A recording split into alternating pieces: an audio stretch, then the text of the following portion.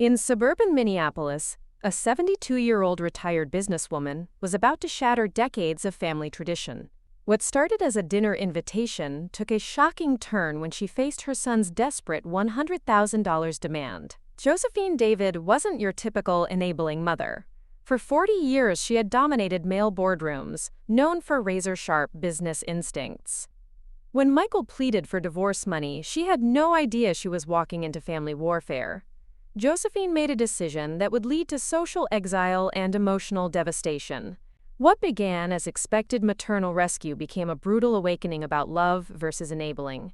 Before we jump back in, tell us where you're tuning in from, and if this story touches you, make sure you're subscribed. Because tomorrow I've saved something extra special for you.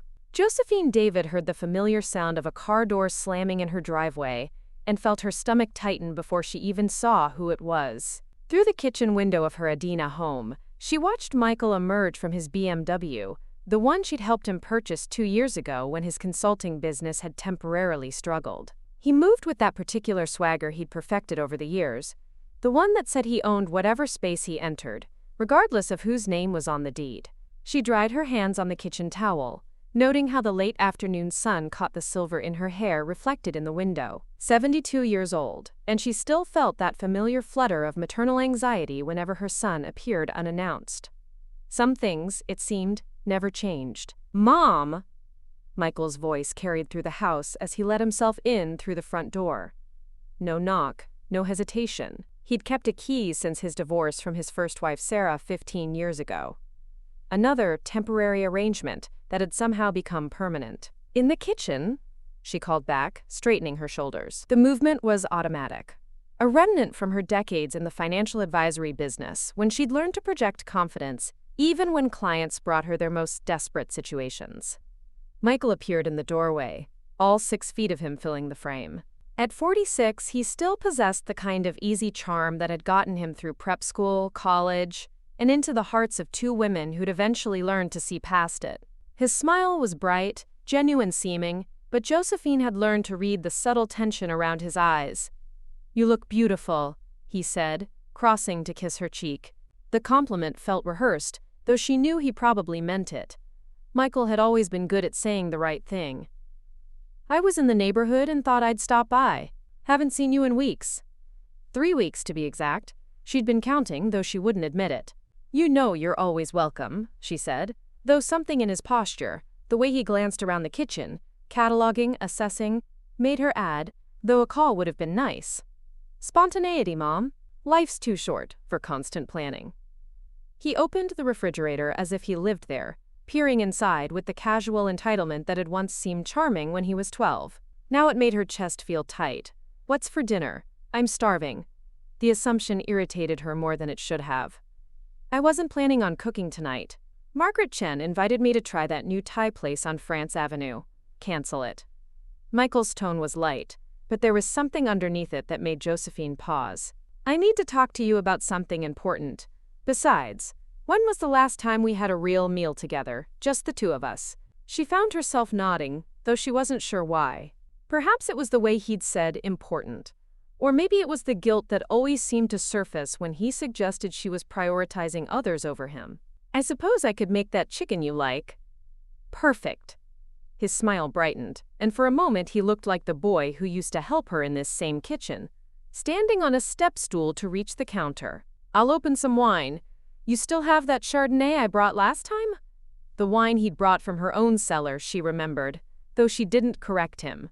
An hour later, they sat across from each other at the dining room table she'd bought after Robert died. The chandelier cast warm light over the meal she'd prepared: roasted chicken with herbs, garlic mashed potatoes, green beans almondine. Michael's favorites, the same dishes she'd made for his birthdays throughout his childhood. "This is incredible," he said, cutting into his chicken with the precise movements of someone who'd attended etiquette classes at her insistence. Amanda never cooked like this. The mention of his wife, soon-to-be ex-wife, she reminded herself, hung in the air between them. Josephine set down her fork. "How are things with Amanda? You mentioned on the phone last month that you were working through some difficulties."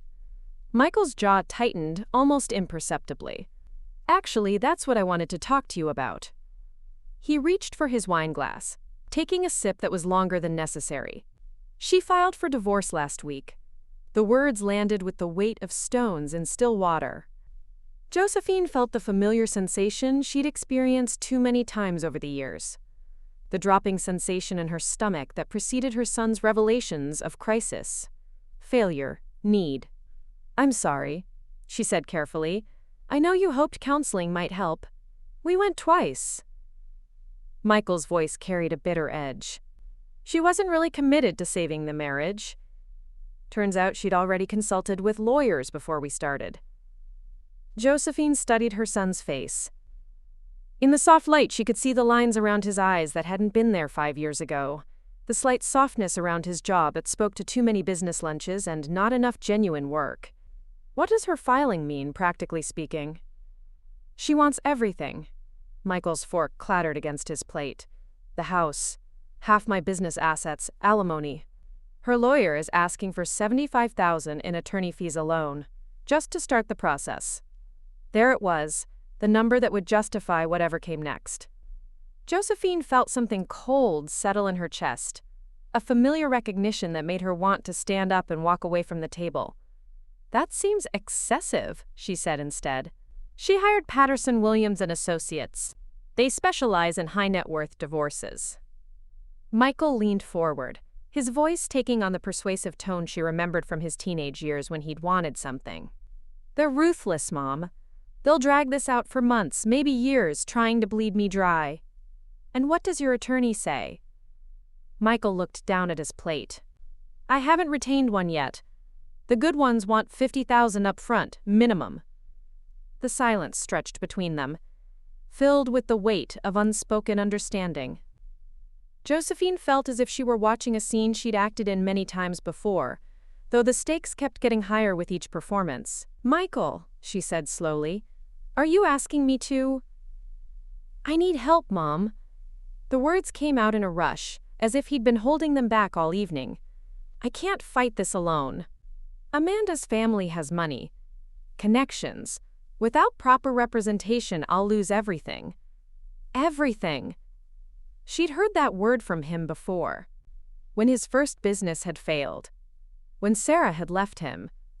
When his second startup had collapsed after 6 months. Each time, everything had meant everything except what Mom could provide. "Have you looked into less expensive attorneys, legal aid, payment plans?" Michael's expression shifted, surprise flickering across his features as if he'd never considered that she might not immediately agree to help. "Legal aid is for poor people, Mom. And payment plans." He shook his head. "The good lawyers don't work that way.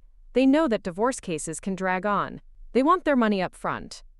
So you're asking me to pay your legal fees. I'm asking my mother to help me through the worst crisis of my life." His voice carried a note of hurt that she recognized as carefully calculated. "I've never asked you for anything I didn't absolutely need." The statement was so patently false that Josephine felt something shift inside her chest. The BMW in her driveway.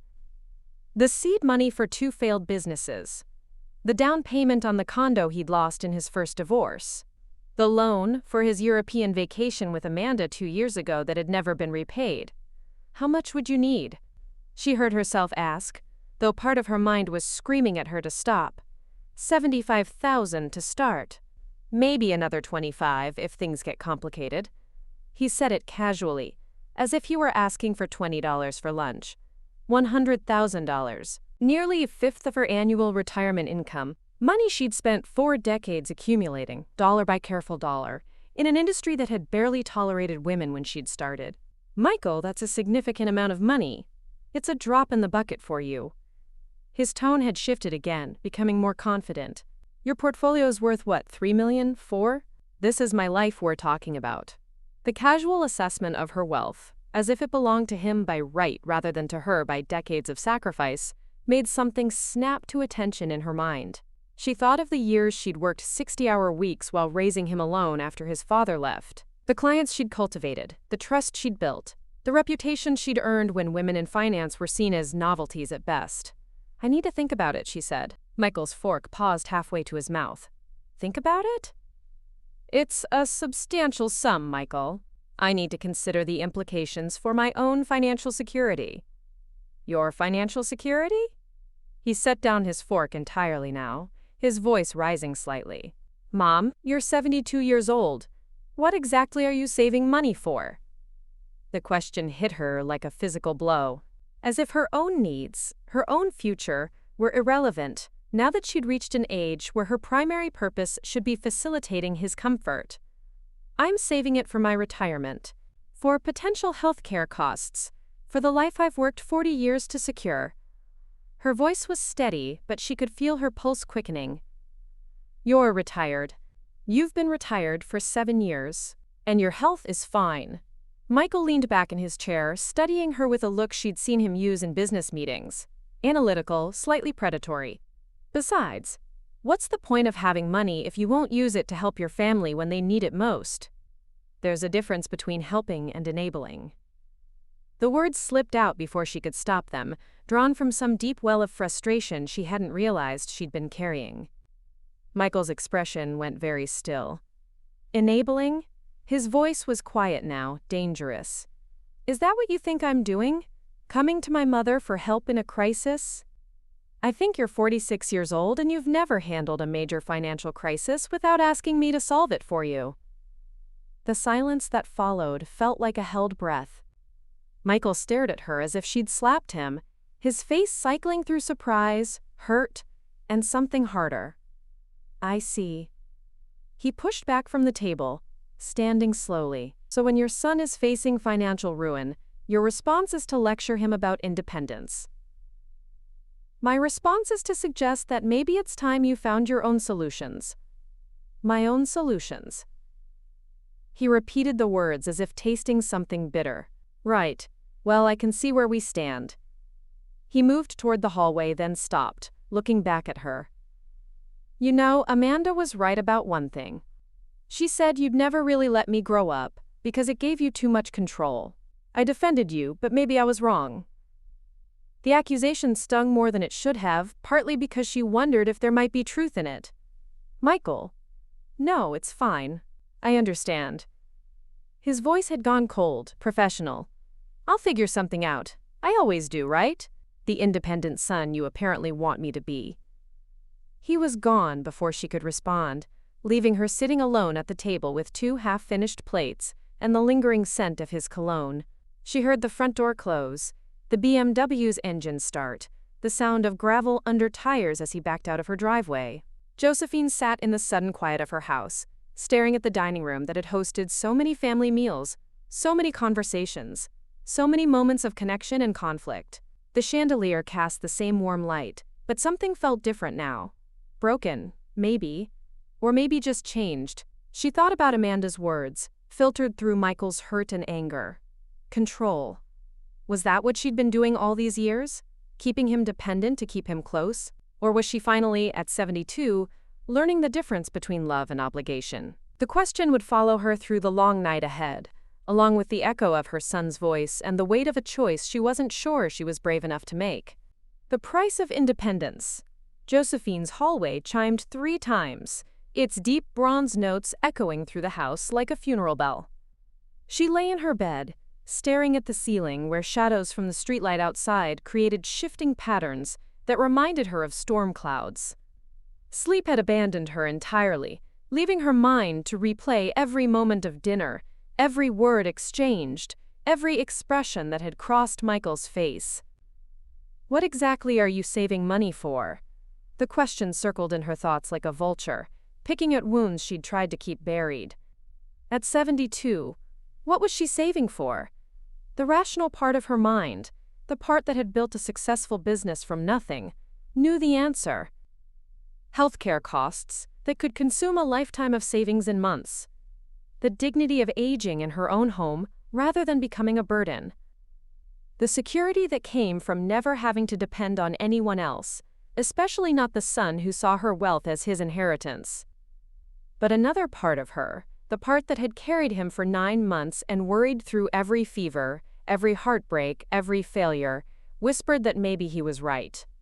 Maybe she was being selfish. Maybe this was what mothers did, sacrificed their own security for their children's immediate needs. She rolled over, reaching for the bedside lamp. The sudden brightness made her squint, but she needed to see clearly, to think without the distorting shadows of doubt. Her financial portfolio lay in the drawer of her nightstand, not because she was paranoid, but because she'd learned long ago that knowledge was power, and power required constant vigilance.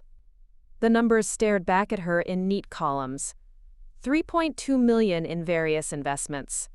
The house, worth another 800,000. Her retirement accounts, carefully constructed over decades of 15% contributions when most people saved 5%. It looked like wealth, and by most standards, it was, but she also knew how quickly it could disappear. Robert's final months had taught her that lesson with brutal clarity. The experimental treatments not covered by insurance, the private nurses, the modifications to make the house wheelchair accessible. $47,000 in 6 months, money she'd spent without hesitation because she'd loved him and because she could afford it then. Now, at 72, she was 5 years older, 5 years closer to potentially needing that same level of care herself. Michael saw surplus, she saw survival. The phone rang at 7:30, just as she was pouring her second cup of coffee. The caller ID showed Michael's number, and she felt her stomach clench with the same anxiety she'd experienced as a young mother waiting for him to come home past curfew. "Mom!" His voice sounded different, smaller somehow, less certain than it had the night before. "I've been thinking about our conversation. So have I." She settled into the kitchen chair, where she'd sat through so many of these calls over the years, each one following the same pattern: crisis, demand, her eventual capitulation. "Look, I know I probably came on too strong last night. I was stressed, scared about the divorce. But the situation hasn't changed. I really do need help here." The vulnerability in his voice tugged at something deep in her chest. This was the Michael she remembered from childhood, the little boy who'd run to her when he scraped his knee, who'd cried in her arms when his father left. But that little boy was now a 46-year-old man who'd never learned to tend his own wounds. "Michael, before we talk about money, I need to ask you something." She'd rehearsed this question through the sleepless hours, knowing it was important to understand before she made any decision. What happened with Amanda really happened, not the version where she's the villain and you're the victim. Silence stretched between them, long enough that she wondered if he'd hung up. "What do you mean?" His tone had shifted, becoming defensive. "I mean that marriages don't end overnight. There were problems before she filed for divorce." "What were they?" "Mom, I don't see how rehashing the details of my marriage helps with the immediate crisis. It helps me understand whether this is truly an emergency or the consequence of choices you made." Her voice was gentle but firm, drawing on decades of experience with clients who tried to deflect uncomfortable questions about their financial disasters. Another pause, shorter this time, filled with the sound of his breathing. "She said I was too dependent on you." The words came out in a rush, as if he couldn't bear to hold them. "She said I used you as a crutch, instead of building my own stability. We fought about it constantly, especially after you helped with the condo down payment." The admission hit Josephine like cold water. Amanda had seen what she'd been too loving, or too guilty, to recognize. "And what did you say when she brought this up?" "I defended our relationship. I said she didn't understand that family helps family. That you wanted to help because you loved me." His voice cracked slightly. "But she said that wasn't love, it was control. That you kept me dependent so I'd never really leave." Control. There was that word again, the one that had kept her awake all night. She thought about the young woman she'd been when she'd started her business.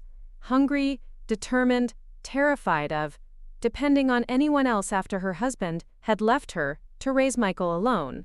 Had she somehow, in trying to give her son everything she'd never had, created the very dependency she'd fought so hard to avoid in her own life? "Michael, do you think Amanda was right?" The question hung in the air between them like a challenge. She could almost hear him thinking, weighing his answer against what he needed from her. "I think Amanda came from money and never understood what it was like to struggle. She never understood that accepting help from family isn't weakness, it's smart." His voice was gaining strength now, conviction. Besides, it's not like I've never paid you back. But he hadn't, not really. Oh, there had been token payments here and there, usually accompanied by explanations about cash flow problems or delayed receivables. The pattern was always the same: crisis, rescue, promises, and then gradual forgetting until the next crisis arrived. Michael, in the 25 years since you graduated college, how much money have I given or loaned you? Mom, I don't keep a running tally. I do. She pulled out a folder she'd compiled during the long night hours, her accountant's mind having organized decades of financial records. $267,000. That includes business investments that failed, loans that were never repaid, and direct gifts for emergencies. The silence this time was profound, stretching so long she wondered if the connection had been lost. You kept track. His voice was barely above a whisper. I keep track of all my financial transactions. It's what allowed me to build the security I have. She softened her tone, trying to take the sting out of the numbers. I'm not throwing this in your face, sweetheart. I'm trying to understand a pattern. A pattern? He repeated the words with growing anger. So helping your son makes me some kind of charity case? It makes you someone who's never had to develop your own financial resilience because you've always known I was there as a safety net. And what's wrong with that? What's wrong with a mother helping her son? Nothing, if it actually helps. But Michael, you're 46 years old, and you're in the same position you were in at 26, facing a crisis and expecting me to solve it. How is that helping you grow? I don't need to grow, Mom. I need a lawyer. The bluntness of his statement crystallized something that had been forming in her mind all night. This wasn't about the divorce, not really. This was about a fundamental difference in how they saw their relationship, their responsibilities, their futures. She thought about Dr. Marcus Williams, her old business partner, and the difficult decision he'd made 5 years ago when his son had asked for money to avoid bankruptcy. Marcus had said no, and his son had lost his business, his house, his pride. But 18 months later, that same son had started over, built something smaller but sustainable, and was now thriving in ways he never had when he could rely on his father's wealth. Michael, I've made my decision. The words felt like stepping off a cliff, but she forced herself to continue. I'm not going to pay for your divorce. The silence that followed was different from the others, deeper, more shocked, as if he couldn't quite process what he'd heard. What? I said no, I'm not going to pay your legal fees. You're not, his voice cracked. Mom, you can't be serious. This is my life we're talking about. My future. It is your life, and that's exactly why you need to handle it yourself. I can't handle it myself. The words exploded from him with raw panic. Do you understand what will happen if I don't get proper representation? Amanda will take everything. The house, the business, everything I've worked for. Then maybe it's time to ask yourself why you're in a position where one crisis can destroy everything you've worked for. Because I trusted the wrong person. Because I married someone who turned out to be greedy and vindictive. Or because you've never built real financial stability, because you've always known you could fall back on me. That's not. He stopped, breathing hard. You're really going to do this? You're really going to abandon me when I need you most? The word abandon hit her like a physical blow.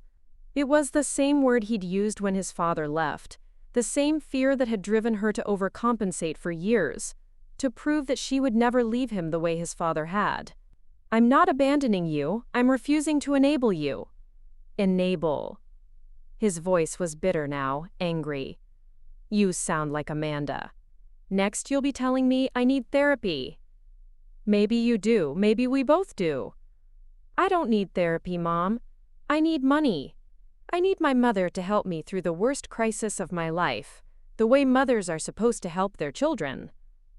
The way mothers are supposed to help is by raising children who can handle crises themselves. I'm 46 years old. It's a little late for parenting lessons. Is it?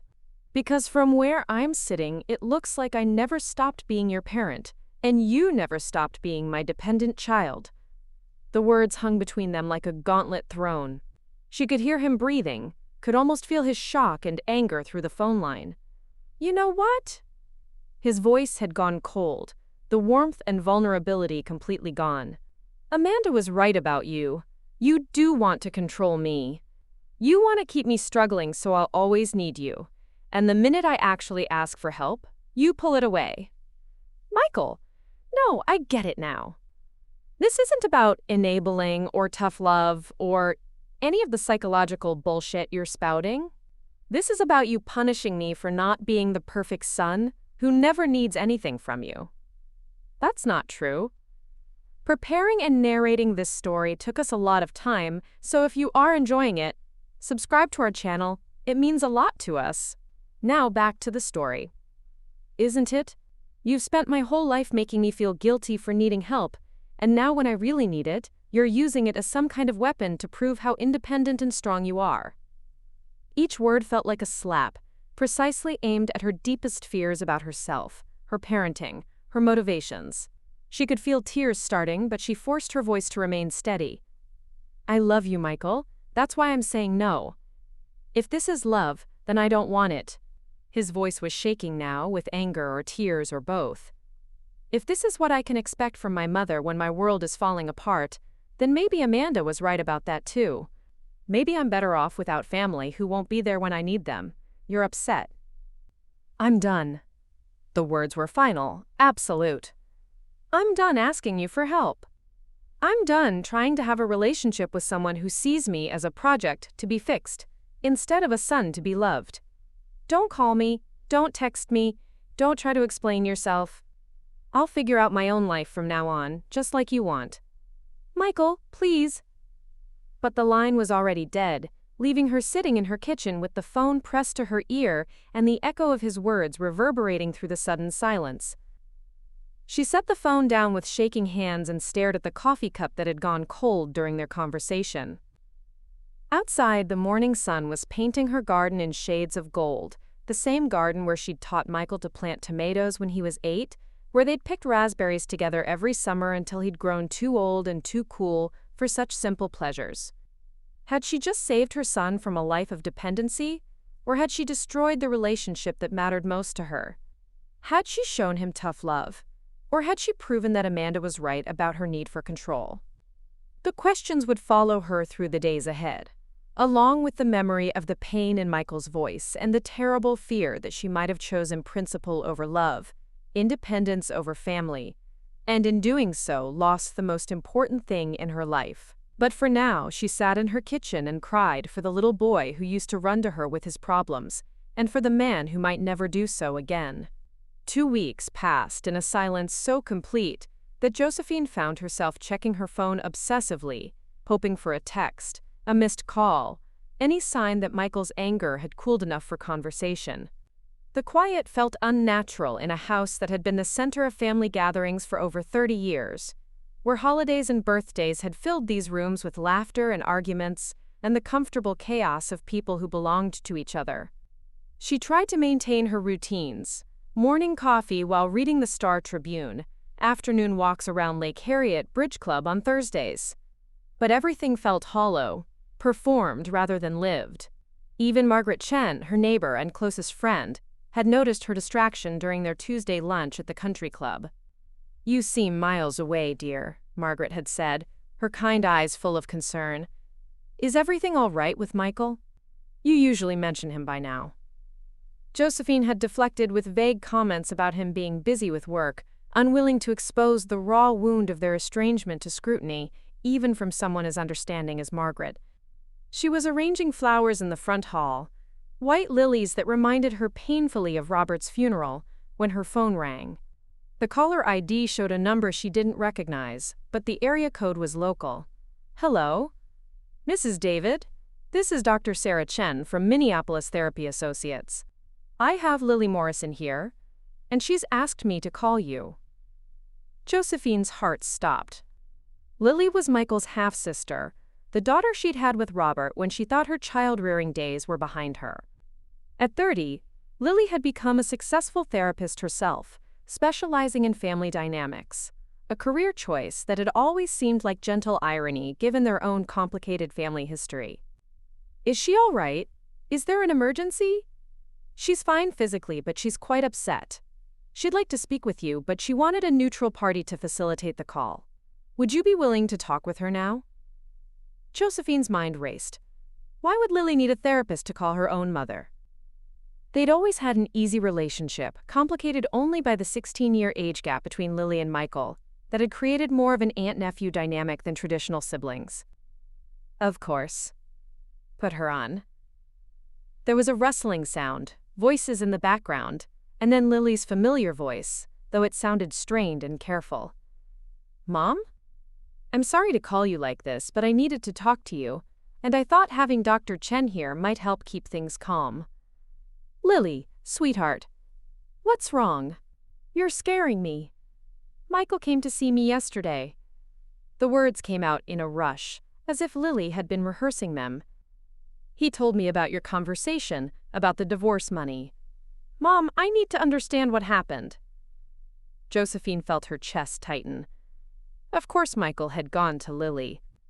She was the family mediator, the one who smoothed over conflicts and maintained connections. But also, Lily was someone whose approval Michael had always craved, perhaps because she'd achieved the professional success that had eluded him. What did he tell you?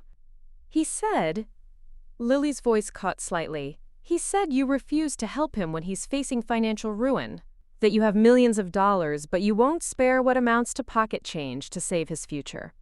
The words hit Josephine like physical blows, not because they were untrue but because they contained just enough truth to be devastating. She could picture Michael delivering this version of events with his characteristic wounded charm, painting himself as the abandoned son and her as the heartless miser. That's not exactly how it happened. Then tell me how it did happen, because I'm confused and hurt and I don't know what to think. Lily's professional composure was cracking, revealing the emotional daughter underneath. Michael was crying, Mom, actually crying. He said you told him he was a failure, and that you'd been keeping track of every dollar you'd ever given him like some kind of ledger. Josephine closed her eyes, recognizing her own words twisted into weapons. I didn't say he was a failure. I said I'd been enabling him and I showed him the financial records to help him understand the pattern. The pattern? Lily, in the 25 years since Michael graduated college, I've given or loaned him over $250,000. None of the loans have been repaid.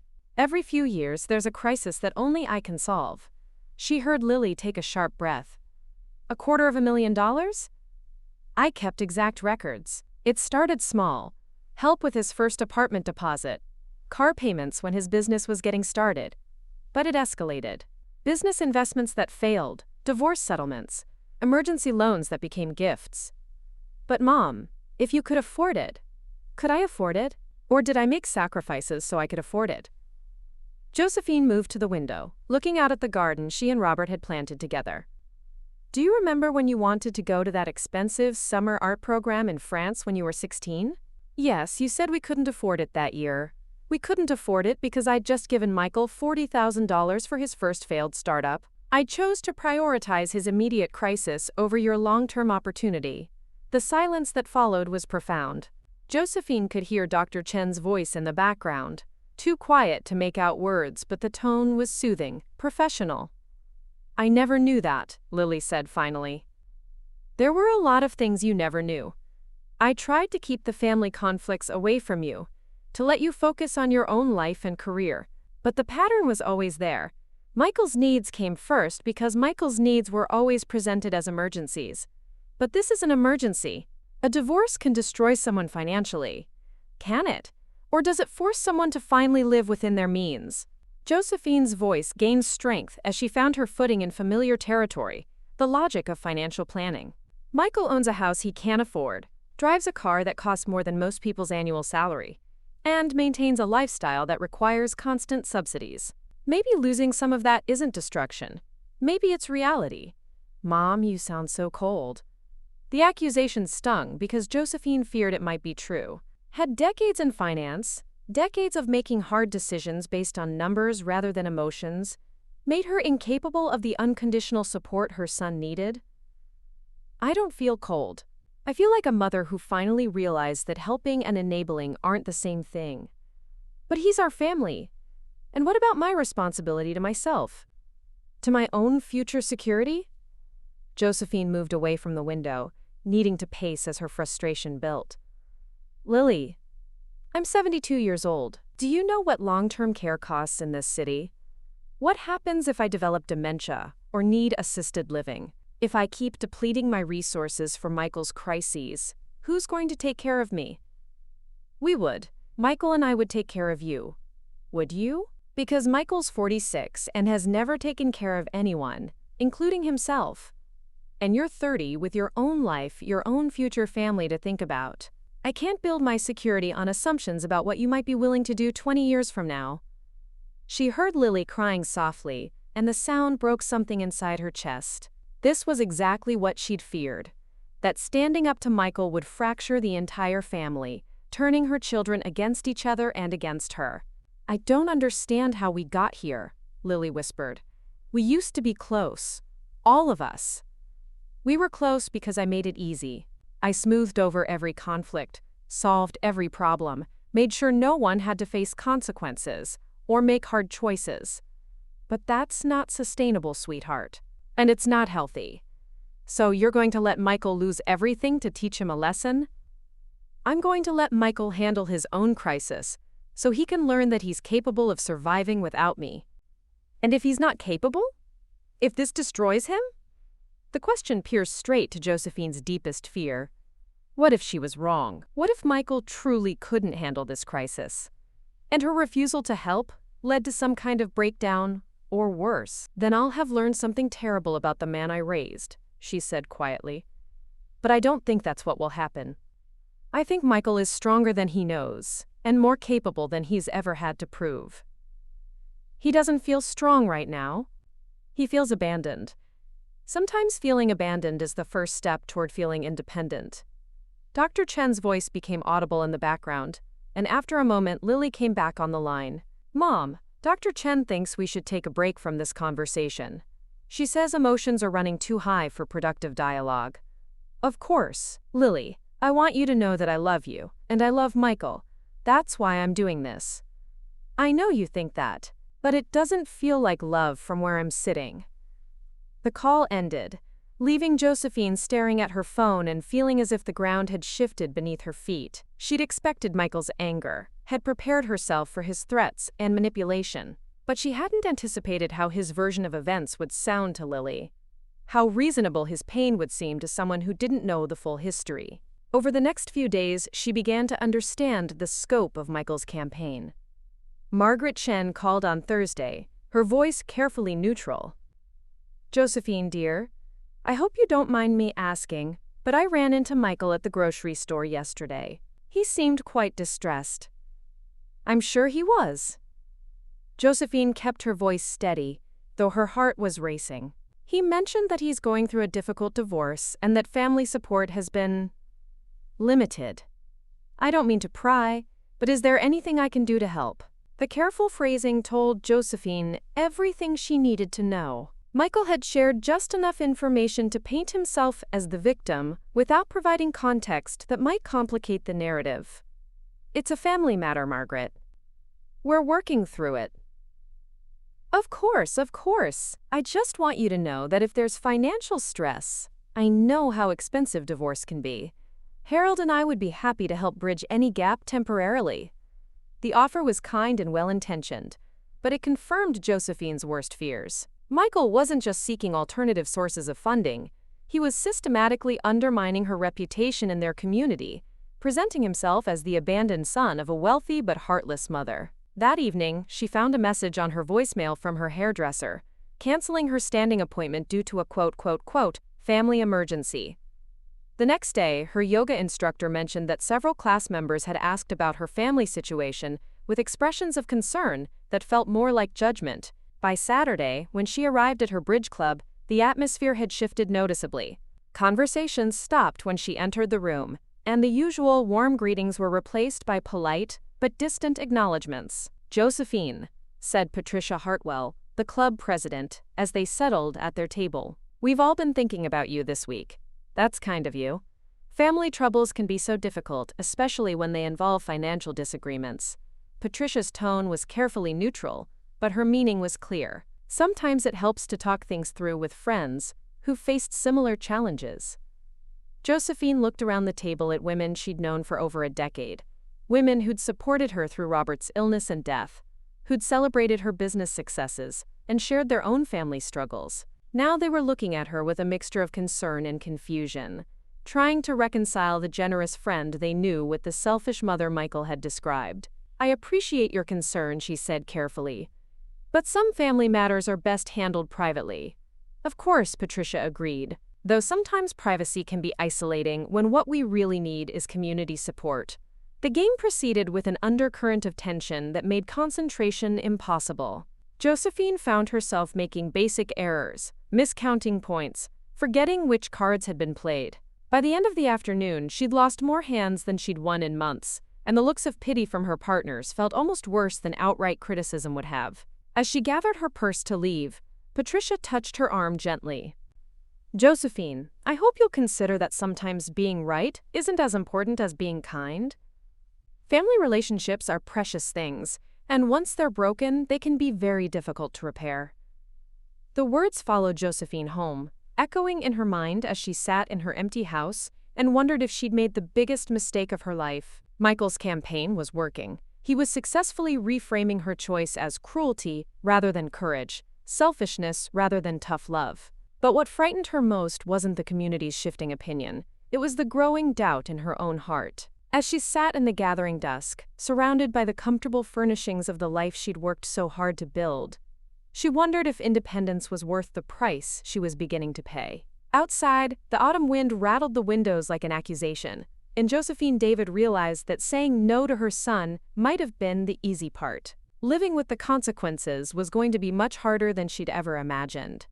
The cracks in Josephine's carefully constructed world widened like fractures in ice, each small slight and cold shoulder adding pressure until she wondered when the entire structure might collapse beneath her.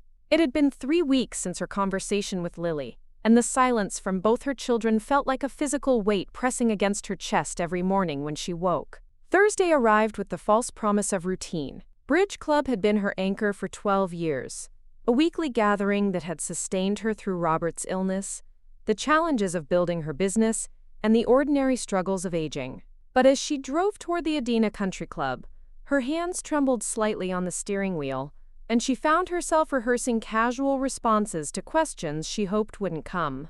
The dining room buzzed with its usual pregame chatter when she arrived, but something felt different in the quality of the silence that followed her entrance. Conversations didn't stop abruptly. That would have been too obvious, but they shifted, becoming more subdued, more careful. "Josephine, dear," Patricia Hartwell rose from their usual table, her smile bright but somehow distant.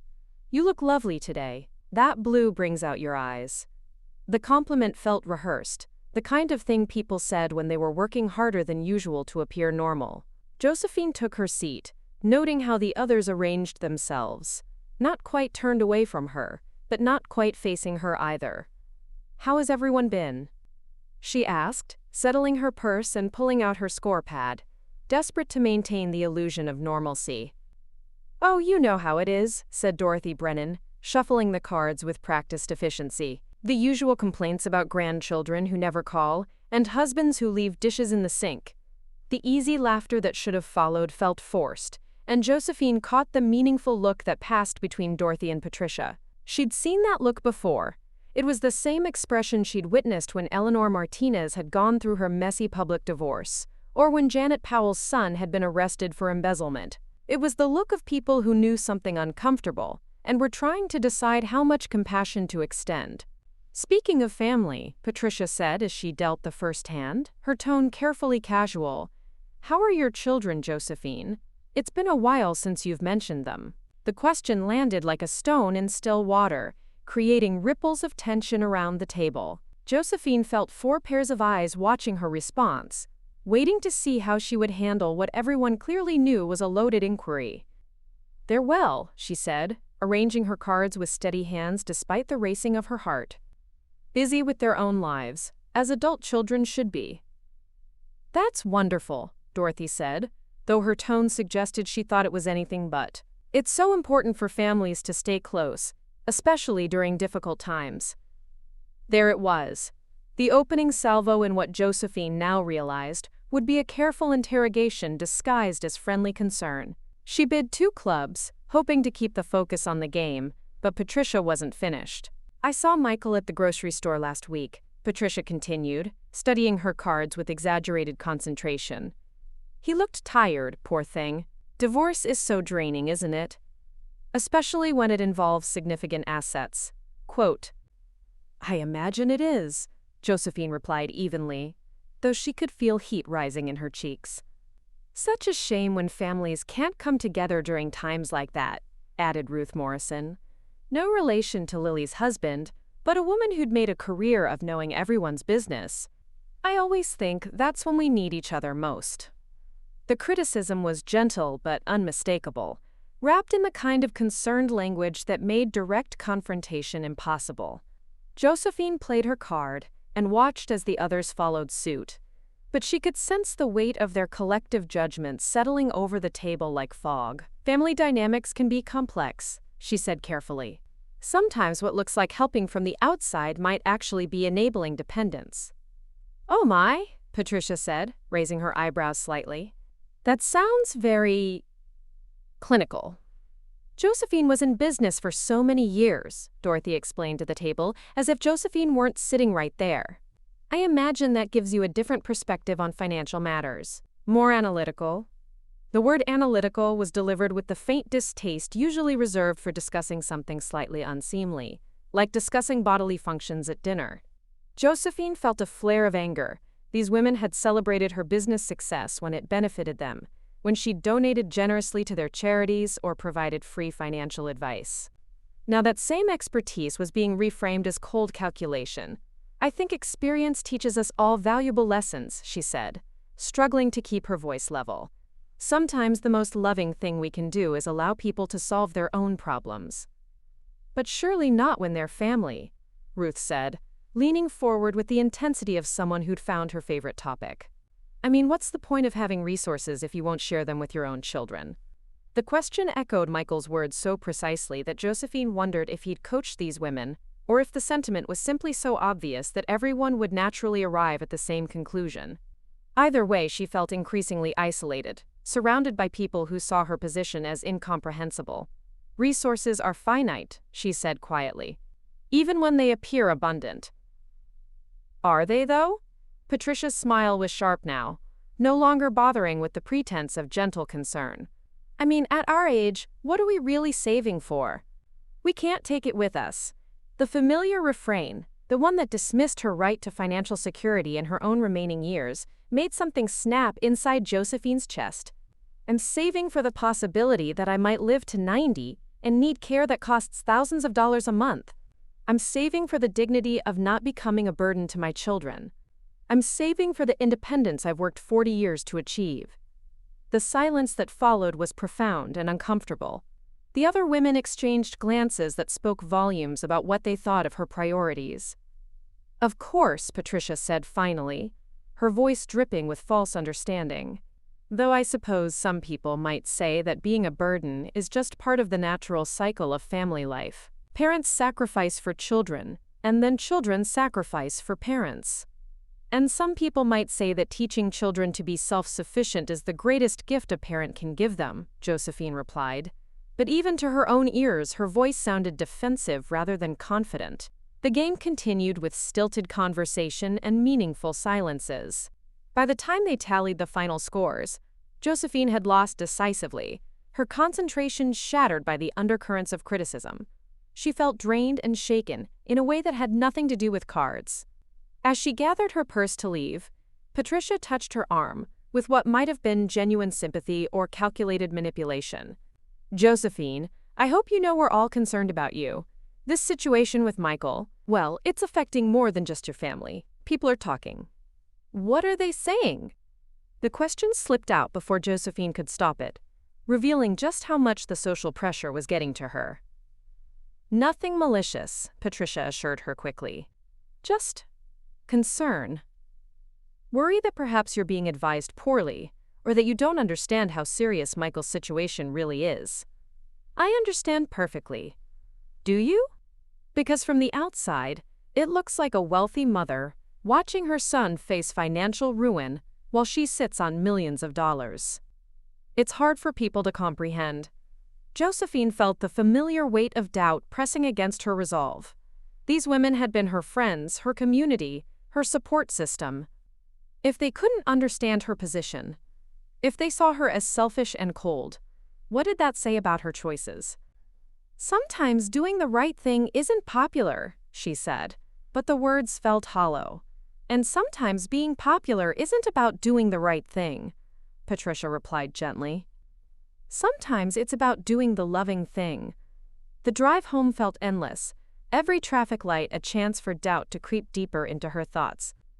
When she finally pulled into her driveway, she sat in the car for several minutes, staring at the house she'd worked so hard to secure, and wondering if she was going to lose everything that mattered while fighting to protect things that suddenly seemed insignificant.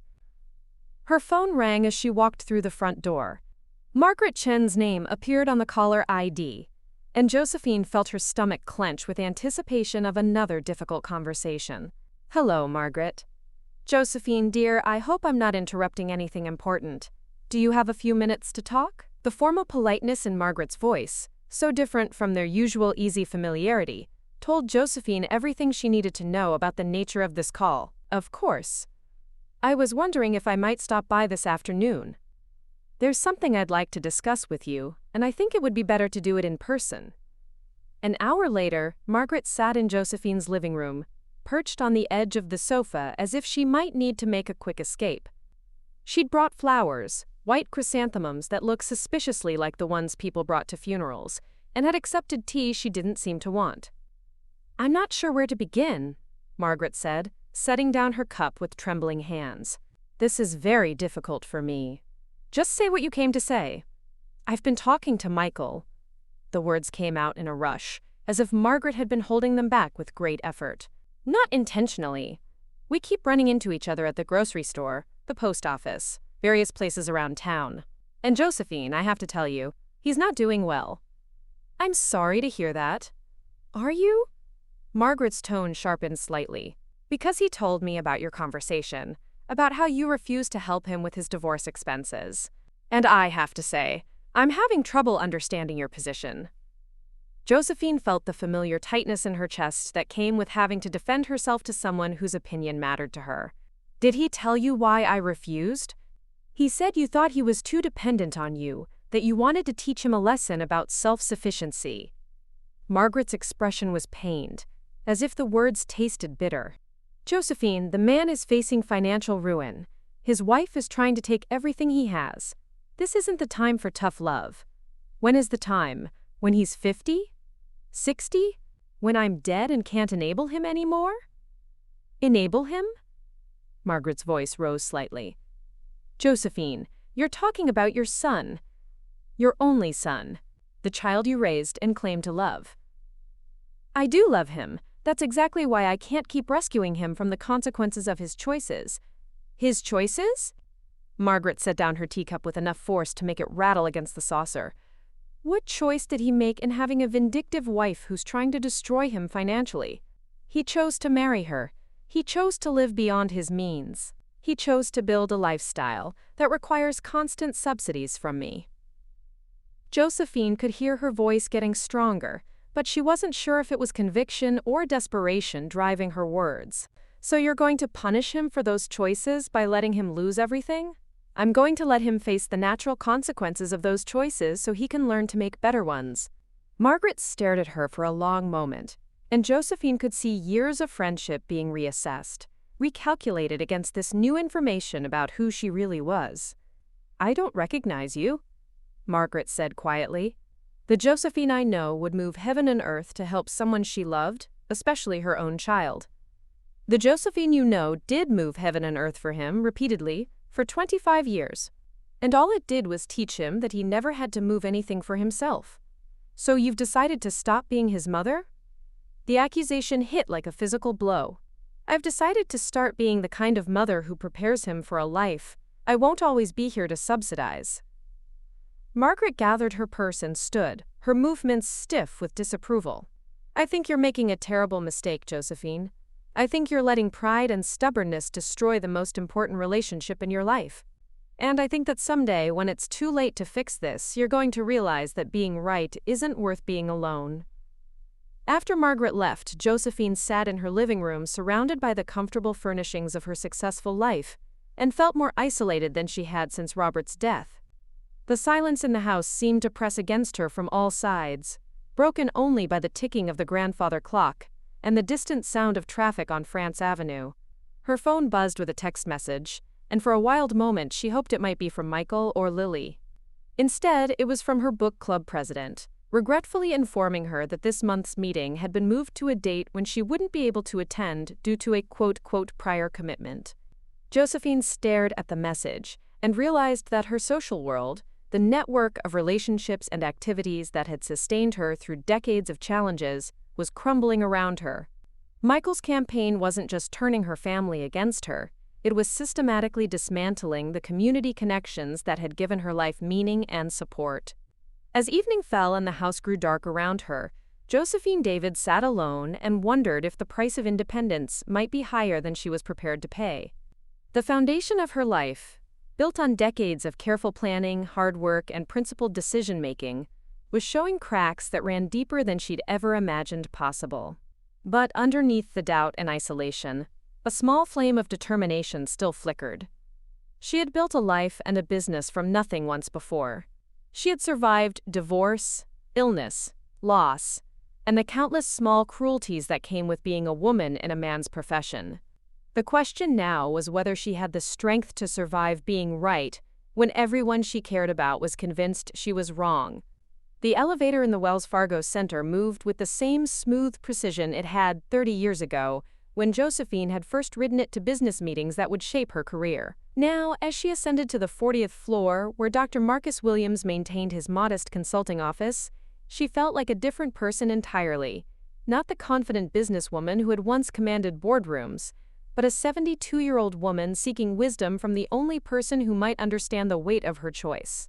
Marcus had been her business partner for 15 years, her friend for longer than that, and the closest thing to a mentor she'd ever had in a profession that hadn't welcomed women with open arms.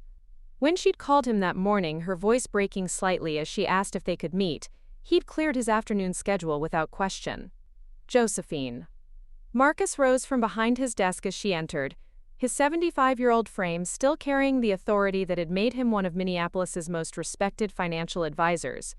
His embrace was warm, paternal, and for a moment she allowed herself to lean into the comfort of unconditional acceptance. "You sounded troubled on the phone. What's going on?"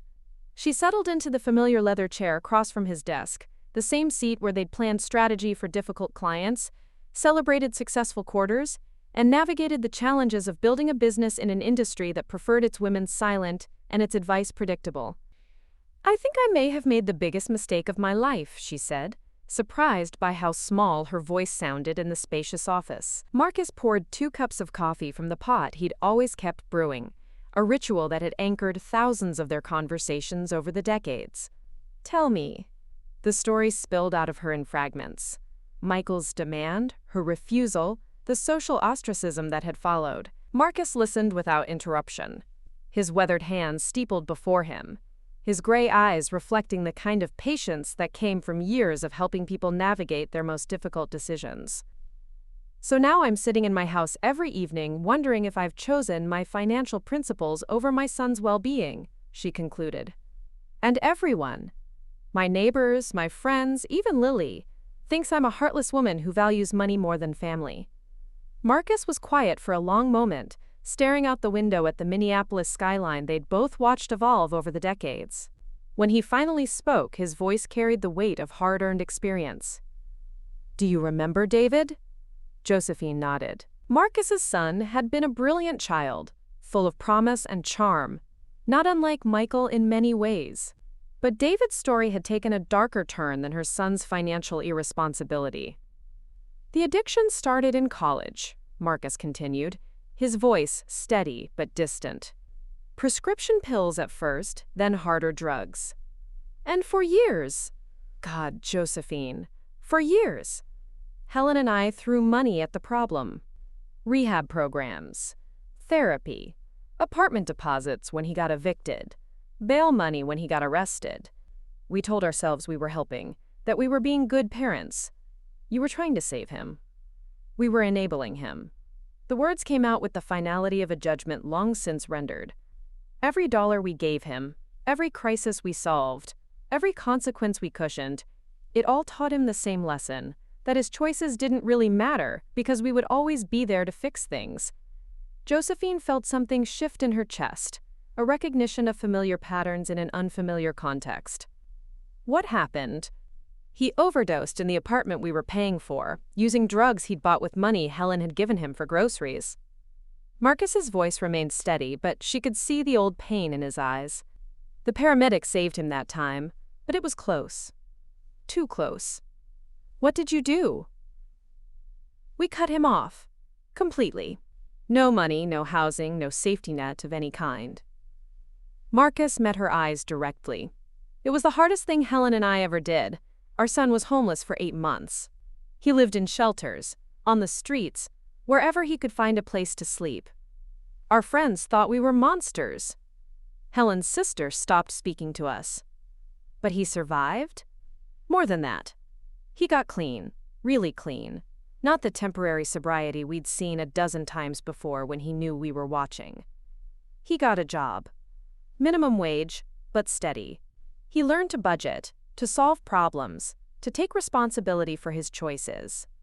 Marcus smiled, the first genuine expression of joy she'd seen from him since she'd arrived. That was 12 years ago.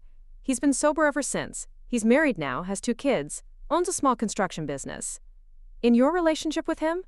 Better than it's ever been because it's based on reality instead of codependency. He doesn't come to us with problems anymore. He comes to share his successes, to ask for advice rather than money, to include us in a life he's built with his own hands. Josephine felt tears starting, a mixture of relief and fear that made her chest tight. But what if Michael isn't as strong as David? What if this destroys him instead of saving him? Marcus leaned forward, his expression gentle but serious. Then you'll learn something important about the man you raised. But Josephine, I've known Michael since he was a child. He's not weak. He's untested. There's a difference. The community pressure is intense. People think I'm being cruel. People thought Helen and I were being cruel too. They couldn't understand how we could watch our son suffer when we had the resources to help. But they didn't understand that our help was actually prolonging his suffering, making it worse. How did you handle the judgment? Marcus was quiet for a moment, and she could see him remembering those difficult years. We held on to each other and onto the belief that love sometimes requires us to do things that feel like the opposite of love. We reminded ourselves daily that enabling someone isn't kindness, it's fear disguised as compassion. Fear? Fear that they can't handle life without us. Fear that we've failed as parents if our children struggle. Fear that letting them fall means we don't love them enough. Marcus's voice grew stronger, more certain. But the truth is, believing in someone's ability to survive and grow, even when they don't believe it themselves, that's the deepest kind of love there is. Josephine felt something loosening in her chest, a tension she'd been carrying for weeks finally beginning to ease. Michael threatened never to speak to me again. David said the same thing. He meant it too for a while. But eventually, when he got healthy, he realized that our refusal to enable him was the greatest gift we'd ever given him. And if he hadn't gotten healthy? Then we would have grieved the loss of our son while knowing we'd done everything we could to help him become the man he was capable of being. Marcus reached across the desk and touched her hand gently. Josephine, you can't save Michael by destroying your own security. You can't love him into health by making his problems disappear. All you can do is believe in his capacity to grow and refuse to stand in the way of that growth. The sun was setting over Minneapolis as Josephine prepared to leave, painting the sky in shades of gold and amber that reminded her of the evening light in her garden. She felt different than she had when she'd arrived, not completely at peace, but stronger, more certain of her path. The isolation is difficult, she admitted, as Marcus walked her to the elevator. It is, he agreed. But it's temporary. The people who truly matter will eventually see the wisdom in what you're doing. And Michael, if he's the man I think he is, will thank you someday for loving him enough to let him become independent. As the elevator descended, carrying her back toward the street level and the difficult days ahead, Josephine felt something she hadn't experienced in weeks: hope. Not the naive hope that everything would work out easily, but the deeper hope that came from knowing she was doing the right thing, even when it felt like the hardest thing. The foundation of her conviction, cracked and shaken by weeks of doubt and social pressure, was beginning to solidify again. Whatever came next, Michael's continued anger, the community's judgment, the painful process of watching her son face consequences, she would meet it with the strength that had carried her through 4 decades of challenges. Marcus Williams had reminded her of something she'd temporarily forgotten: that sometimes the most loving thing a parent could do was step aside and let their child discover their own strength.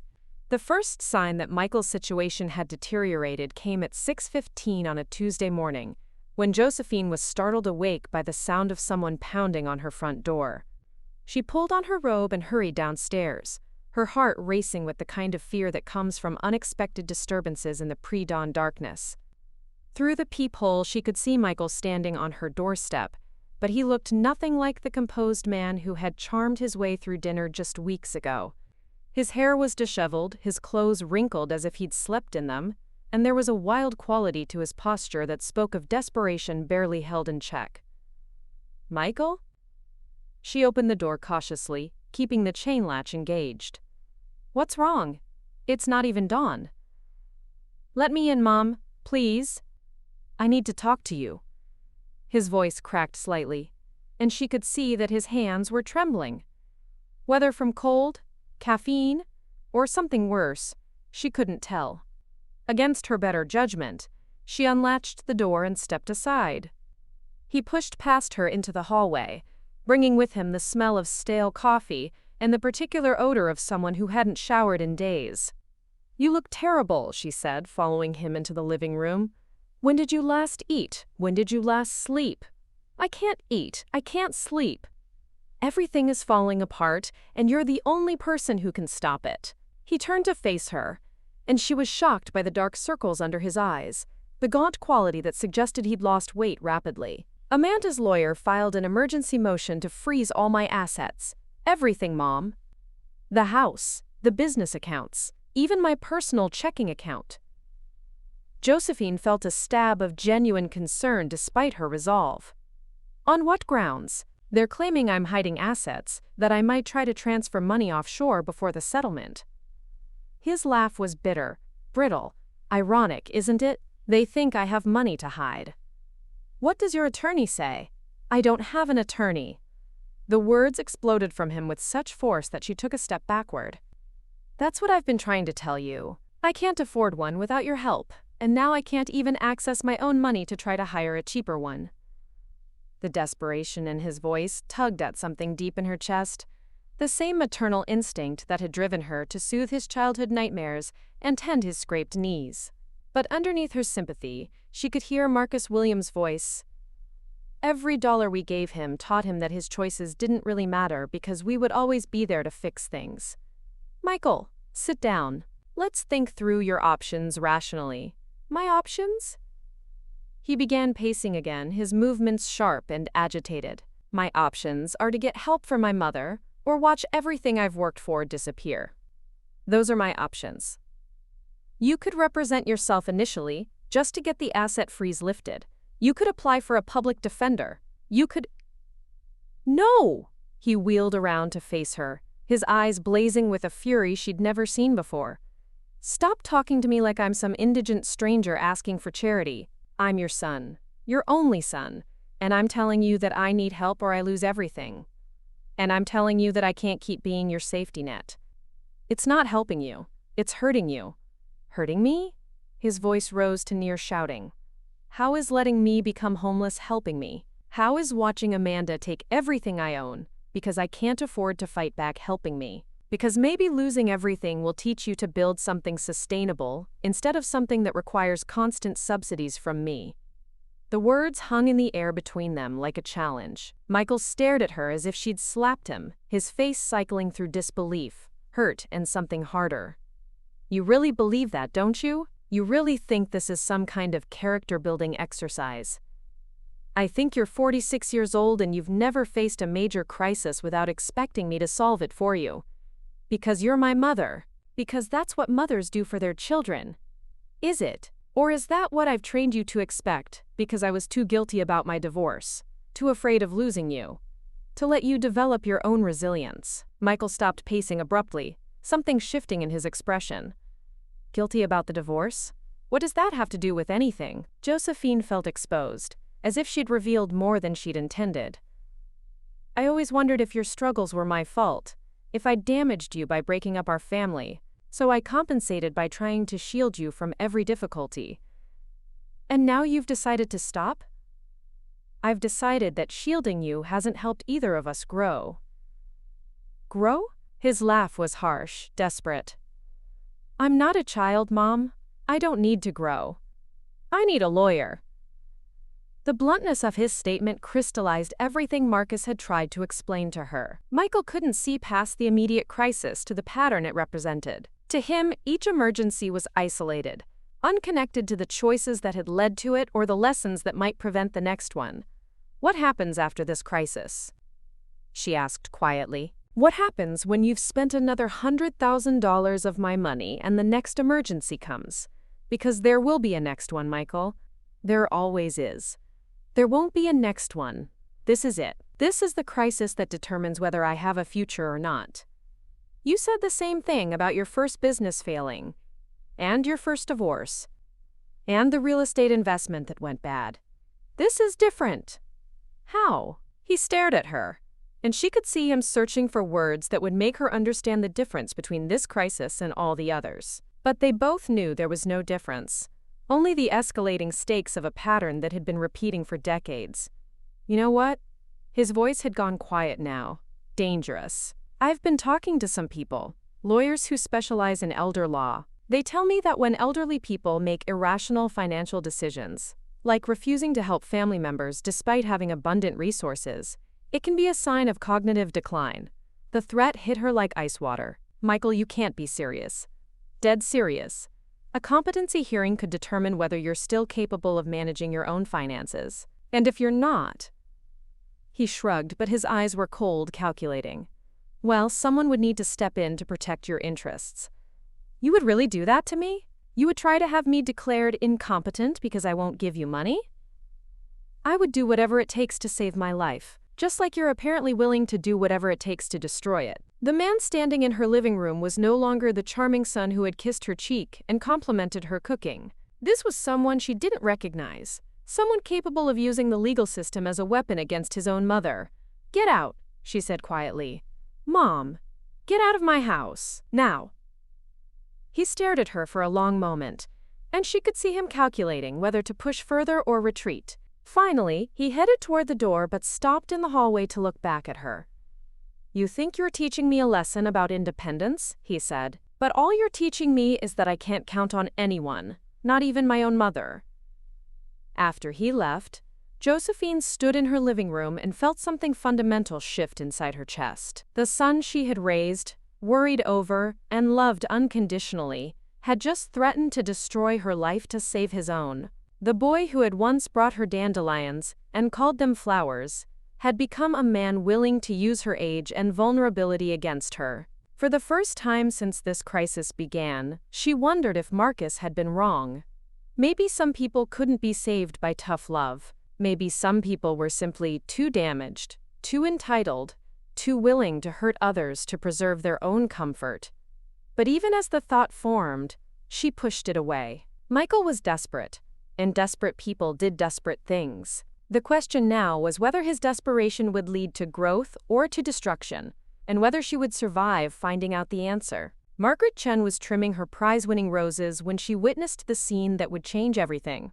It was Thursday afternoon, 3 days after Michael's threatening visit, and Josephine was returning from her grocery shopping when Michael's BMW screeched into the driveway with a violence that sent gravel flying across the lawn. From her position behind the hedge that separated their properties, Margaret watched as Michael erupted from his car like a man possessed. His shirt was untucked, his hair wild, and when he began shouting at his mother in the driveway, His voice carried across the quiet suburban street, with a raw desperation that made Margaret's hands freeze on her pruning shears. "You think you can ignore me? You think you can just pretend I don't exist?" Michael's words were slurred slightly. Whether from exhaustion or something else, Margaret couldn't tell. "I'm your son, your only son. And you're going to stand there and watch me lose everything." Josephine stood perfectly still beside her car, grocery bags in her hands, her posture radiating the kind of dignity Margaret had always admired. But now, watching Michael advance on his elderly mother with clenched fists and wild eyes, Margaret felt something shift in her understanding of the family drama she'd been judging from a distance. "Michael, please lower your voice. The neighbors." "Fuck the neighbors," his voice cracked with rage. "Let them hear what kind of mother abandons her child when he needs her most." Margaret had heard enough family arguments over the years to recognize the difference between normal conflict and something darker. This wasn't a son asking for help. This was a man on the edge of something dangerous. And his target was a 72-year-old woman who suddenly looked very small and vulnerable standing in her own driveway. "I need to call someone," Margaret murmured to herself, reaching for her phone, but the confrontation was escalating too quickly. "You want to see what desperation looks like?" Michael was shouting now, pulling papers from his jacket. "These are competency petition forms. All I have to do is file them, and we'll see how independent you feel when a judge decides whether you're mentally fit to control your own money." The threat hung in the air like poison, and Margaret felt her stomach lurch with recognition of what she was witnessing. This wasn't a family disagreement. This was elder abuse, played out in broad daylight on a quiet Edina street. Josephine's response was so quiet Margaret had to strain to hear it. "If you file those papers, you will no longer be my son." "I stopped being your son the day you chose money over family," Michael snarled. But even from her hiding place, Margaret could see something break in his posture. The papers fluttered from his hands, scattering across the driveway like fallen leaves. He was gone as suddenly as he'd arrived, leaving his mother standing alone among her scattered groceries and the legal documents that had threatened to destroy her autonomy. Margaret watched as Josephine slowly bent to collect the papers, her movements careful and deliberate, as if sudden motions might shatter whatever composure she was maintaining. That evening, Margaret called Patricia Hartwell. "Patricia, we need to talk about Josephine David. I think we've all made a terrible mistake." Within 24 hours, the story of Michael's public breakdown had spread through their social circle like wildfire, but with a very different interpretation than his previous narrative. Suddenly, Bridge Club conversations centered not around Josephine's selfishness, but around Michael's shocking behavior. The man who had seemed like a victim of his mother's cruelty was revealed as someone capable of threatening an elderly woman in her own driveway. "I feel sick about how we treated her," Patricia confessed during their emergency Bridge Club meeting. "He played us like fiddles, didn't he? He knew exactly what to say to make us think she was the problem." Dorothy agreed, her face flushed with embarrassment. "And we believed him because it fit our assumptions about what mothers should do." The community's opinion was shifting, but for Josephine, standing at her kitchen window and watching the street where her son had publicly threatened her, the validation felt hollow. She had been right about Michael's dependency, but she had never imagined it would lead to this, to a man so desperate he would weaponize her age and vulnerability against her. The phone rang, interrupting her dark thoughts. Amanda's name appeared on the caller ID. "Mrs. David, I think we need to talk." Amanda Westbrook's voice carried the kind of controlled composure that Josephine recognized from her own years of navigating difficult business negotiations. But underneath the professional veneer, she could hear something else. A weariness that spoke of battles fought and won at great personal cost. "Mrs. David, I hope you don't mind me calling. I know this situation is complicated, but I think there are things you need to know about Michael. Things that might help you understand why your decision to refuse him money was absolutely the right one." Josephine settled into her kitchen chair, the same seat where she'd taken so many difficult calls over the years. "I'm listening. First, I want you to know that I never asked for this divorce to be a financial war.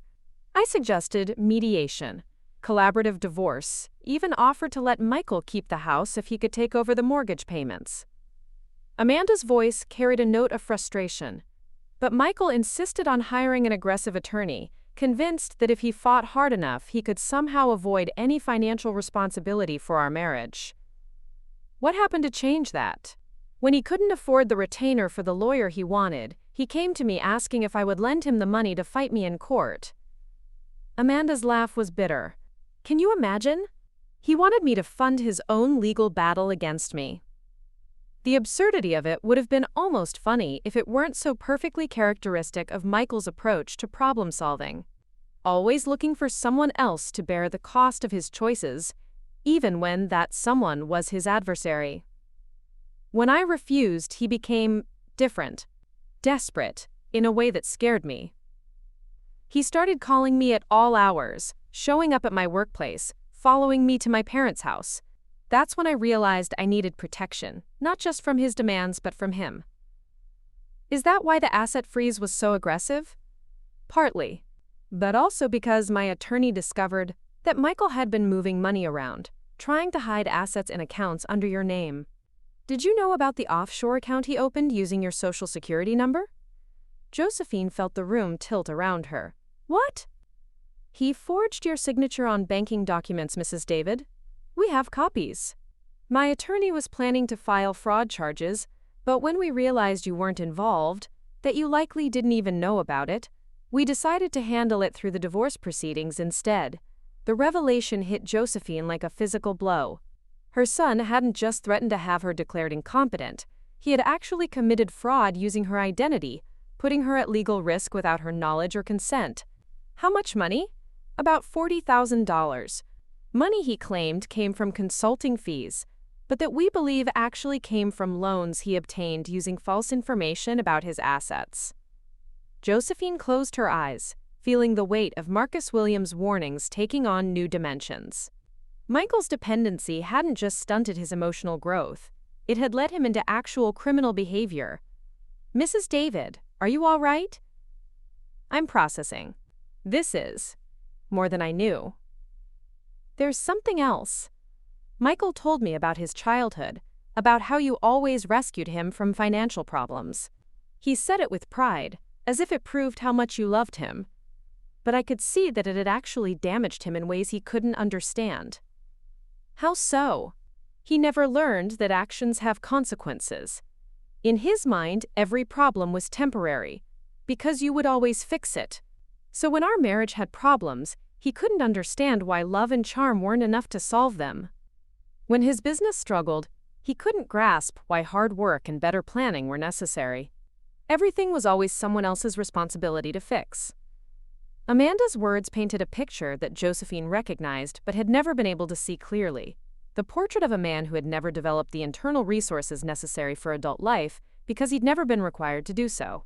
The morning I left him, he was on the phone with you expecting you to solve our marriage problems by paying for couples therapy. Not because he thought therapy would help, but because having someone else pay for it meant he didn't have to take it seriously. It was just another service being provided for him.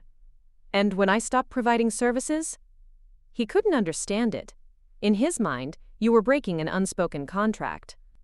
He'd been the good son, the charming son, the son who made you feel needed. In exchange, you were supposed to solve his problems forever.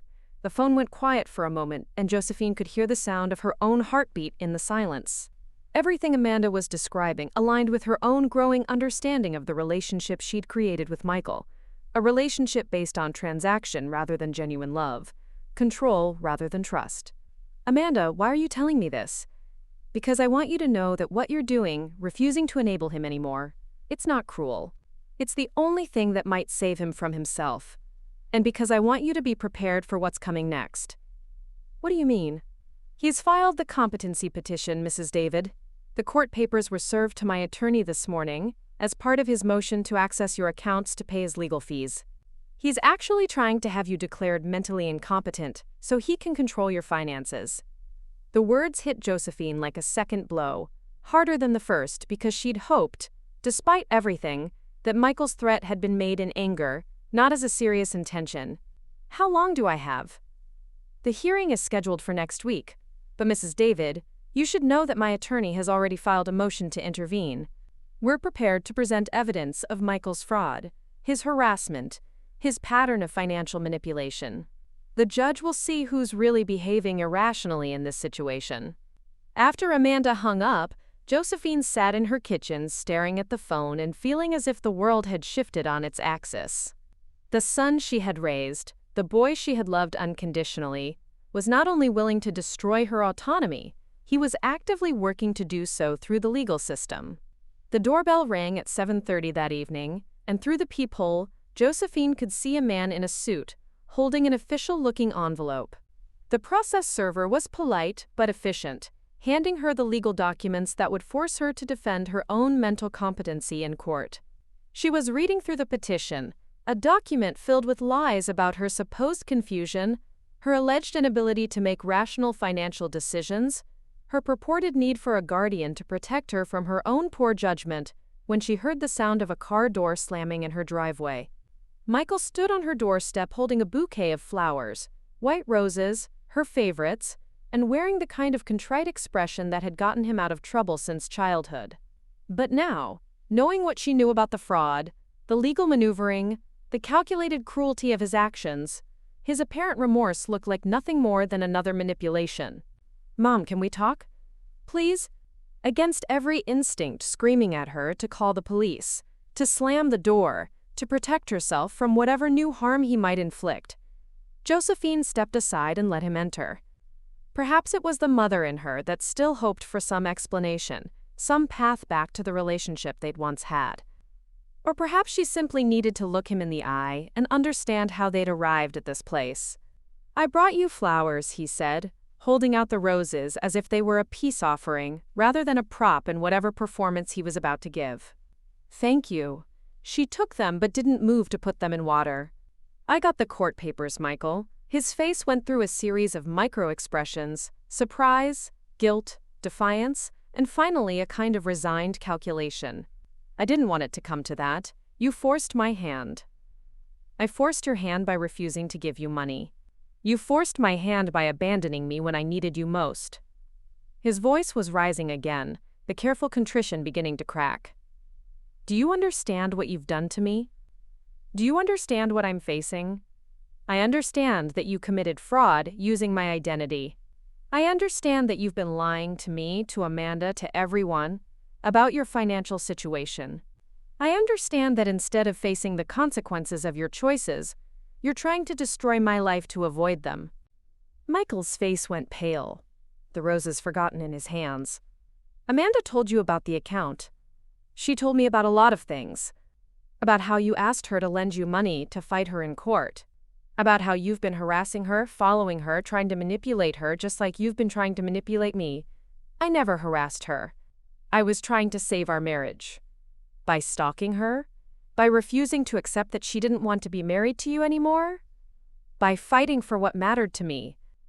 The words exploded from him with sudden fury, and Josephine saw the careful mask slip entirely. "Just like I'm fighting for what matters to me now.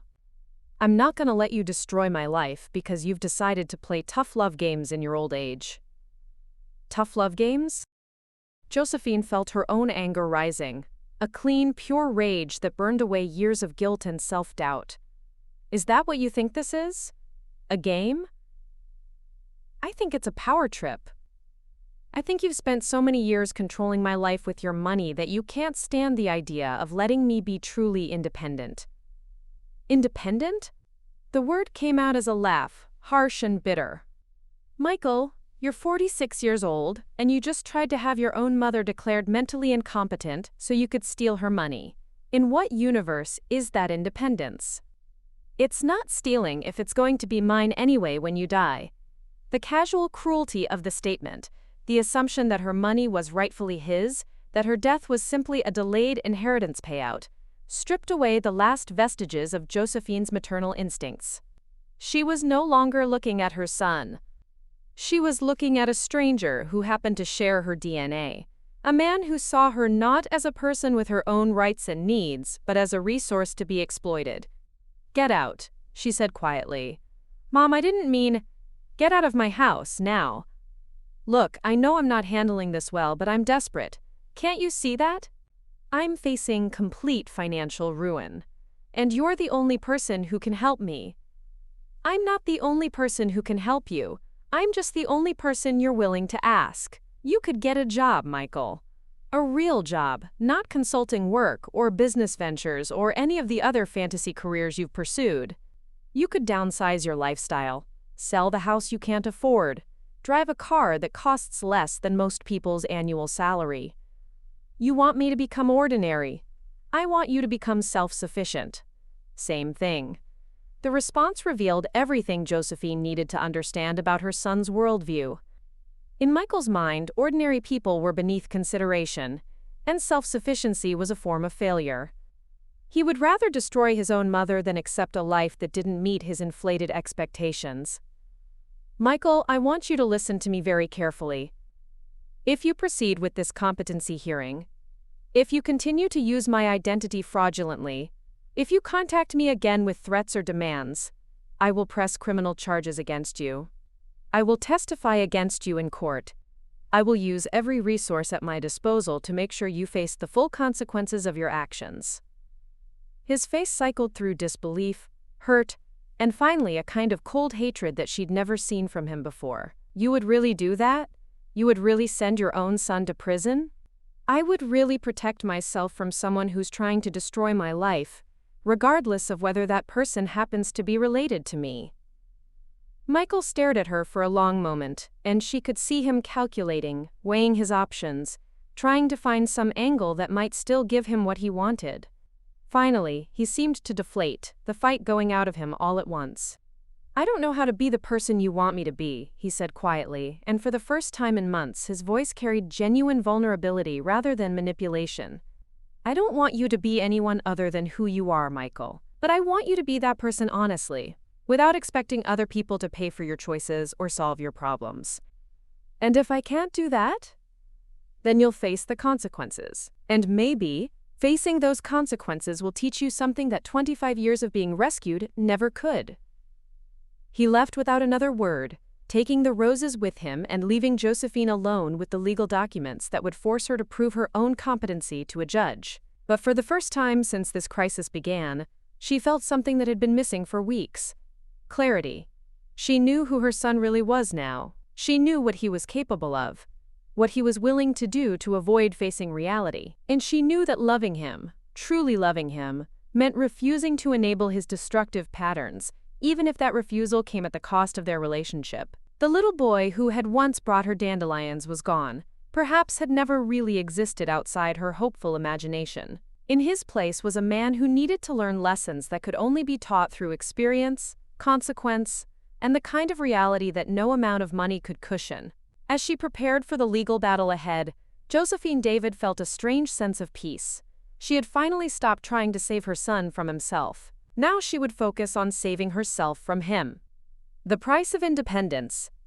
6 months after the competency hearing that had nearly destroyed her life, Josephine David stood in the same kitchen where this crisis had begun, watching the early spring snow dust her garden with unexpected beauty. The legal battle was over.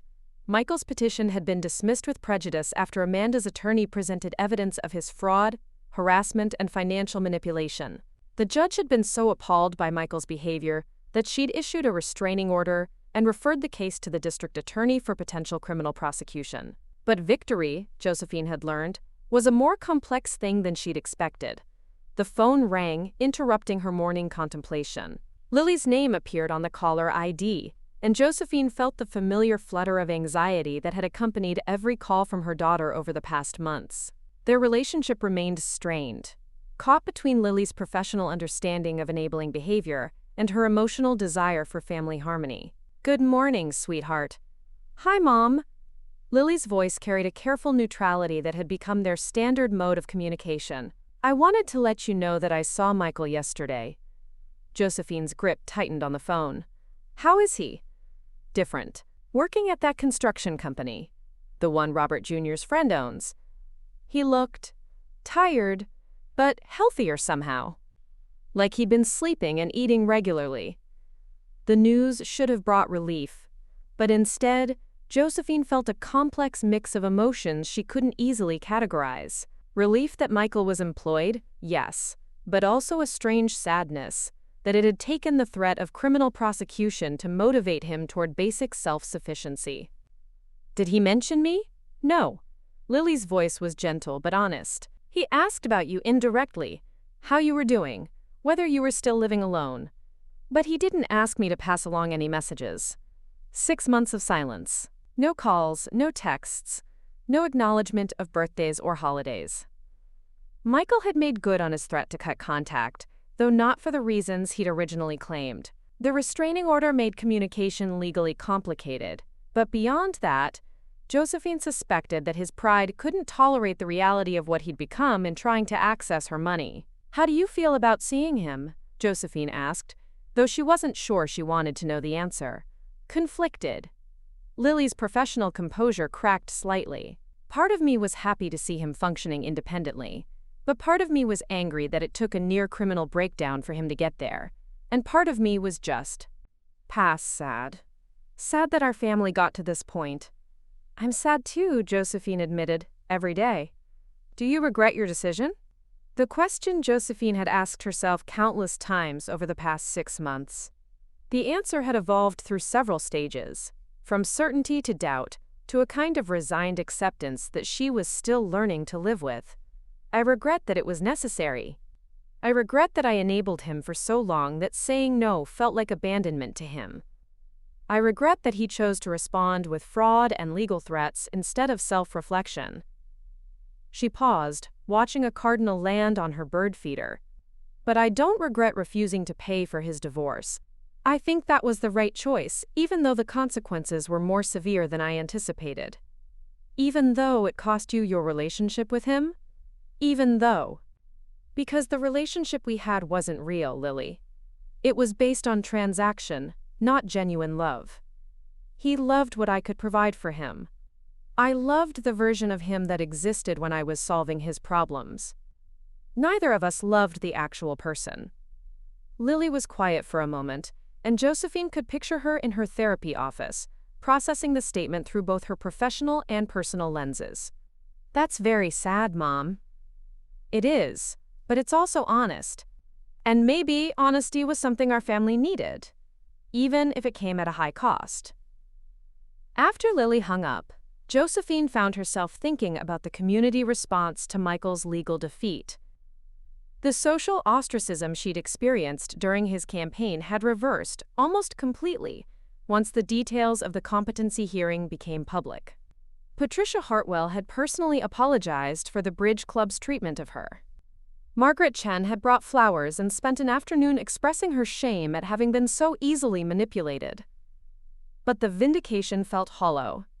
She had been right about Michael's dependency, right about the need for boundaries, right about the dangers of enabling. But being right hadn't prevented the destruction of her family, hadn't saved her son from his worst impulses, hadn't created the healing she'd hoped might eventually emerge from tough love. The doorbell interrupted her brooding. Through the peephole, she could see a young woman she didn't immediately recognize. Perhaps 30 years old, professionally dressed, with an expression of nervous determination. "Mrs. David? My name is Sarah Collins. I got your number from Dr. Marcus Williams. I hope you don't mind me coming by unannounced. But I was hoping I could talk to you about what you went through with your son." Josephine invited Sarah in, settling her in the living room with tea and the instinctive hospitality that had been ingrained through decades of entertaining business clients and family friends. "Dr. Williams said you might understand my situation," Sarah began, her hands trembling slightly around her teacup. "My brother is 38 years old, and he's been asking my parents for money for his entire adult life. Business investments, emergency loans, help with rent. It never stops. And now he's pressuring them to refinance their house to give him money for another startup." The familiar pattern made Josephine's chest tight with recognition. "And your parents want to help him. They think they're being good parents. They keep saying that family helps family, that they have resources and he needs them. But I can see what it's doing to him. He's never developed any real professional skills, because he's always known they'll bail him out. And it's doing something to them too. They're stressed all the time, arguing about money, aging faster than they should. What does your brother say when you raise concerns? That I'm jealous because they love him more than me. That I'm trying to poison them against him because I don't want to share their inheritance." Sarah's voice carried the exhaustion of someone who'd been fighting a losing battle for years. The worst part is, sometimes I wonder if he's right. Maybe I am being selfish. Josephine studied the young woman's face and saw her own doubts reflected back at her. The terrible uncertainty that came with challenging family patterns that everyone else accepted as normal. Sarah, can I ask you something? When your brother comes to your parents with these requests, how does he present them? As emergencies? As once-in-a-lifetime opportunities?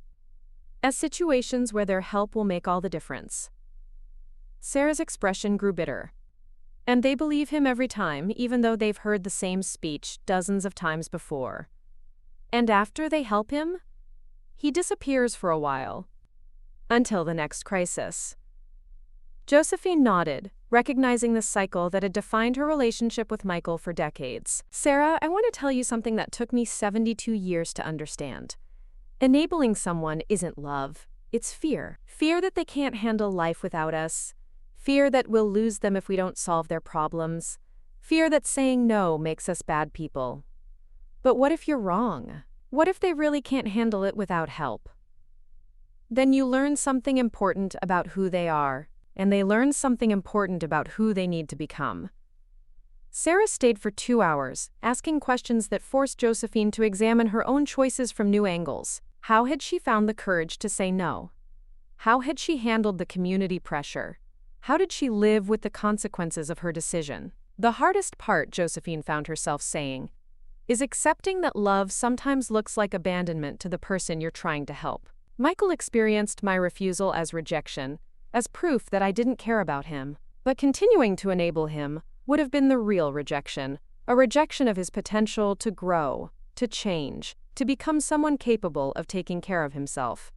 Do you think he'll ever understand that? I don't know. I hope so. But my job isn't to make him understand.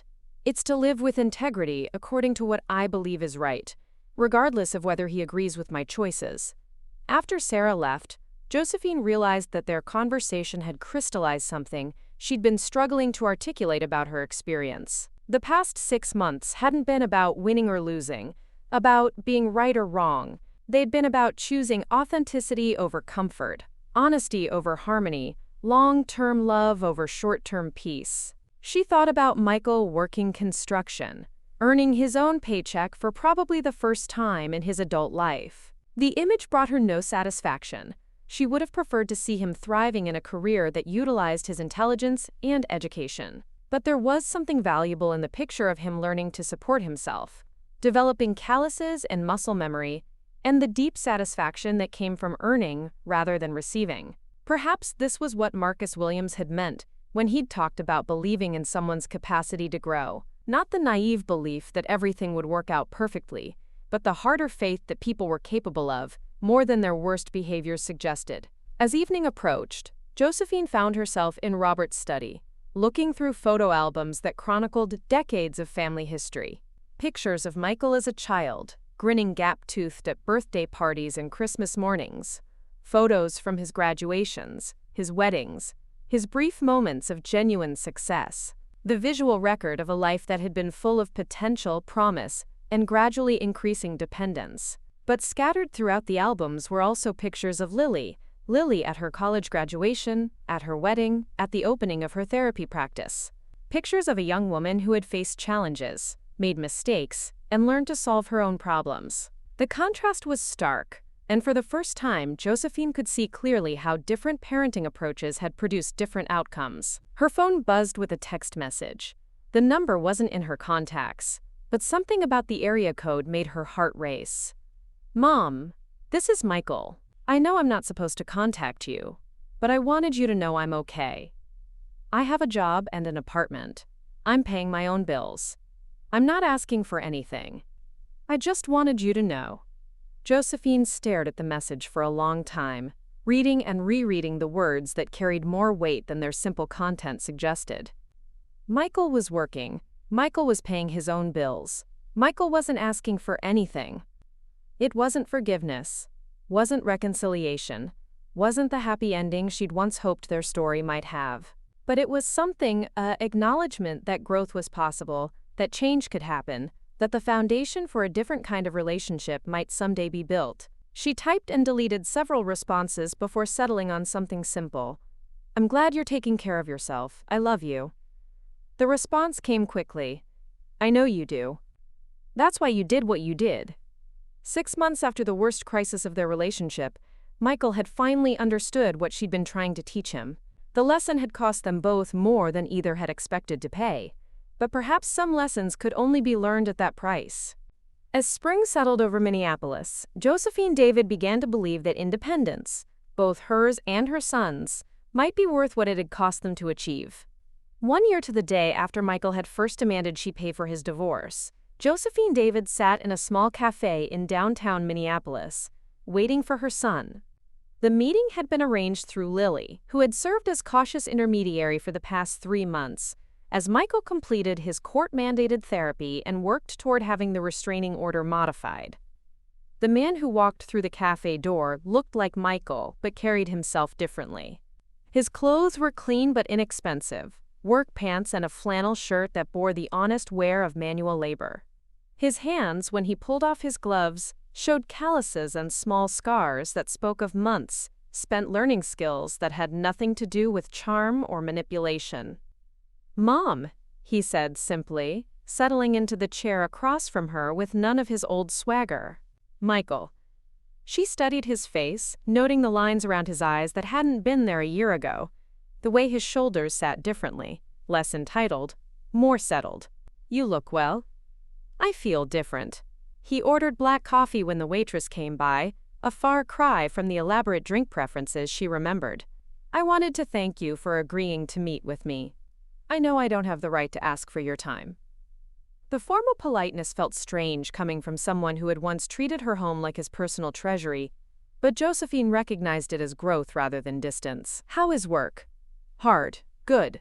I'm learning things I never thought I'd need to know.